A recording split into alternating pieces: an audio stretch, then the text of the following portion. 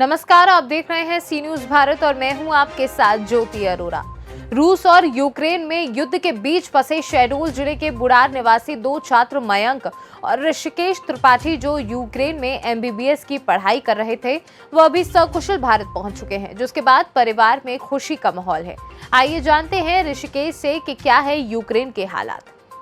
पता है कि रूस और यूक्रेन के बीच लगातार युद्ध जारी है और युद्ध का आज 12वां दिन है। और हमने अभी कुछ दिन पहले अपने चैनल पर खबर दिखाई थी कि हमारे शहडोल जिले के बुढ़ार नगर के दो छात्र जो कि यूक्रेन में एमबीबीएस की पढ़ाई कर रहे थे, ऋषिकेश त्रिपाठी और मयंक त्रिपाठी, जो कि वहाँ चेकोस्लोवाकिया के लिए निकल चुके थे, आज वो सकुशल अपने गृहग्राम बुढ़ार पहुँच चुके हैं। तो आइए हम उनसे जानते हैं कि वहाँ युद्ध की स्थिति में क्या हालात थे और वो किस तरीके से वहाँ जब रूस ने फायरिंग चालू की, बमबारी चालू की, तब वो कहाँ किस स्थान पर सुरक्षित थे। जी, मैं ऋषिकेश त्रिपाठी, मैं विनित्सा स्थान में रहता हूँ यूक्रेन में। वहाँ पे जो स्थिति थी बहुत ही ख़राब थी। सारे बच्चे काफ़ी दर्द भरे माहौल में थे और काफ़ी डरे हुए थे। वहाँ पे ऐसी स्थिति हो गई थी कि खाने को पीने को कुछ भी नहीं बचा था। सारे बच्चे बंकर्स पे जा रहे थे। वहाँ पे बमबारी लगातार हो रही थी और कब क्या हो जाए किसी को कुछ भी नहीं पता था। वहाँ फर्स्ट ईयर सेकेंड ईयर सारे बच्चे थे। हम तो सीनियर थे, हम फोर्थ ईयर में थे। हम सारे बच्चों को संभाल रहे थे। हमारा ये काम था कि हम जितने हमारे से छोटे हैं उनको जल्द से जल्द सेव किया जाए और फिर हम अपना योगदान निभा रहे थे। हम सारे जितने दिन में कम से कम 12 से 13 बार बंकर जोन में सारे बच्चे जाते थे। बंकर जोन ऐसा जोन होता है कि हमारा फ्लैट होता है, उसके जो एकदम नीचे बेसमेंट होता है, शेल्टर प्रोवाइड की जाती है, तो वहाँ पे हम सारे बच्चे आते हैं। वहाँ पे कुछ भी नहीं, सभी बच्चे अपनी हिम्मत पे, अपनी साहस पे वहाँ से अपना खाना पीना वहाँ पे तो बॉर्डर के पहले तक यहाँ पे कोई भी सुनते, सारे बच्चों की जो साहसता थी उसके कारण सारे बच्चे अपनी हिम्मत दिखा के, सारी हौसला दिखा के बॉर्डर क्रॉस किए और सभी ने अपने तरीके से बस प्रोवाइड करवाई। बस खुद से हमने अरेंज करवाया, खुद 50 बच्चों का। फिर बॉर्डर तक हमने क्रॉस किया, बॉर्डर के बीच। और काफ़ी खतरनाक सिचुएशन थी, बगल में ब्लास्ट हो रहे थे और 20 किलोमीटर दूर एक दिन पहले ही विनित्सा में ब्लास्ट हुआ था, जिसके कारण सारे बच्चे काफ़ी खतरनाक माहौल में थे। और उसके बाद सारे बच्चों का बस यही प्रयास था कि हम जल्द से जल्द बॉर्डर तक पहुँचें और बॉर्डर पहुँच के सारे सेफ हों, क्योंकि उस समय ऐसा हो रहा था, सारे पेरेंट्स काफ़ी पैनिक थे।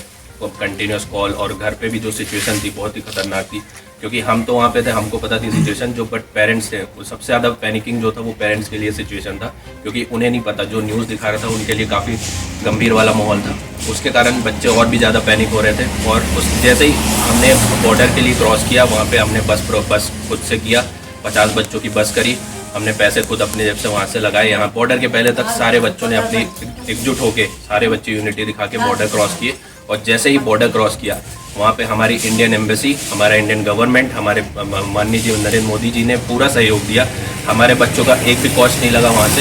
एकदम मैं उनके लिए बहुत बहुत थैंकफुल हूँ, अपने नरेंद्र मोदी जी के लिए और इंडियन एम्बेसी और गवर्नमेंट के लिए, कि जो हमको बॉर्डर के बाद जो हेल्प मिली है, सारों बच्चों को जितनी हेल्प मिली थी वो बहुत ही क्योंकि हमको वहाँ से लेके हम जैसे स्लोवाकिया बॉर्डर के लिए निकले, हम लाइन पे लगे हुए थे। हमको खाना पीना, हमारा होटल एक नंबर 5 स्टार होटल पे हम रुके। वहाँ पे हमारी बहुत अच्छी जर्नी थी वो 4 दिनों का। जैसे ही हमने बॉर्डर क्रॉस किया, सब बच्चे सेफ हो गए। और जैसे ही बॉर्डर क्रॉस करने के बाद हमारे घर तक हमारी डोमेस्टिक फ्लाइट्स करवाई।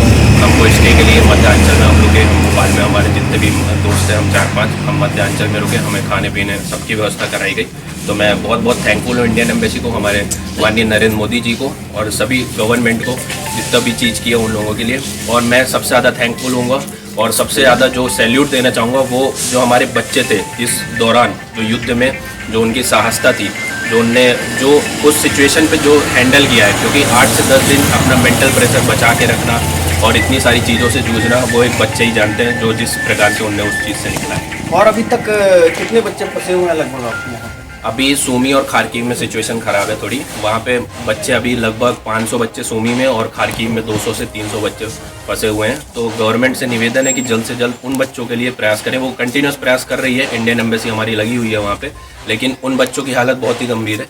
अभी ना उनको खाना मिल रहा है, ना पीना मिल रहा है। सारे बच्चे काफ़ी क्रिटिकल सिचुएशन में, क्योंकि बहुत ही बमबारी चल रही है, कब क्या हो जाए। क्योंकि जैसे कि आपको पता है कि 2 से 3 मौत, 2 मौत तो ऐसे हुई है और एक बच्चे को जो कल वापस लौटा है, जिसको फायरिंग हुई थी कीव में, वो कल वापस इंडिया आ चुका है। और वो इसी चीज़ से हुआ था कि बच्चे बंकर से जब खाना पीना लेने जा रहे थे तो फायरिंग के दौरान उसकी मौत हुई थी। जो पहले बंदे की मौत हुई थी, जो नवीन था, कर्नाटक से जो था।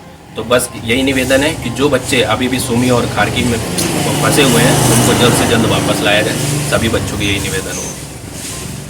परिवार में खुशियों का माहौल है, जैसे कि वो अपने घर पहुंच चुके हैं। और अब आइए हम परिवार के कुछ सदस्यों से जानते हैं, उनके पिताजी से जानते हैं कि कैसा लग रहा है आज। मनोज अंदर बैठाओ लेके। भैया मनोज जैसे ऋषिकेश याद अंदर बैठा दो लेके। अब आपको कैसा लग रहा है? देखिए, पिछले 24 तारीख को जैसे ही रूस और यूक्रेन के बीच ये फाइटिंग हुआ तो करीब 3 से 4 दिन हमारा परिवार जो है वो बहुत ही बुरी स्थिति में थी। सब बड़े भैया डॉक्टर मदन त्रिपाठी, डॉक्टर राजेश, छोटा वाला भाई मेरा राकेश और हमारे सभी भाभी, हमारे जितने भी बहू हैं, सब लोग, हम लोग बहुत ऐसे स्थिति में थे कि बहुत शांत थे और ये लग रहा था कि कौन सी स्थिति कब कैसा बन जाए। लेकिन माँ भगवती की कृपा, आप लोगों की सबकी दुआएं थी, ऐसी स्थिति बना कि वहाँ पे समय समय पे इन लोगों को सहयोग मिलते गया। ये अच्छा था कि कम्युनिकेशन गैप नहीं हो पाया हम थे।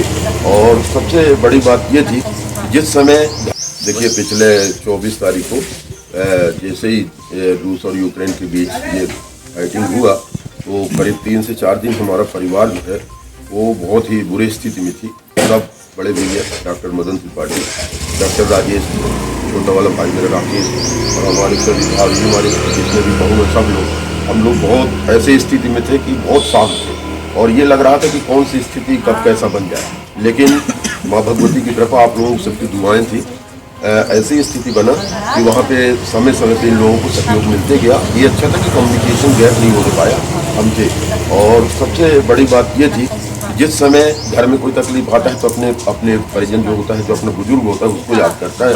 हमारे पेरेंटल केयर करते हुए हमारे देश के यशस्वी प्रधानमंत्री माननीय नरेंद्र मोदी जी ने जो सहयोग किया कि मंत्रियों को लगाकर कि एक एक बच्चों को लेके आओ, उसी का परिणाम है कि आज मेरा बेटा डॉक्टर ऋषिकेश सुरक्षित घर पे वापस आया है। और ऐसे ही यशस्वी जो प्रधानमंत्री हैं उनसे और अनुरोध है कि इसी तरह और भी जो बच्चे हैं वो सबको यहाँ तक किसी तरह निकालने का काम करें। शहडोल से सीनू संवाददाता रजनीश शर्मा की रिपोर्ट। फिलहाल इस खास खबर में बस इतना ही। आप देखते रहिए सी न्यूज़ भारत।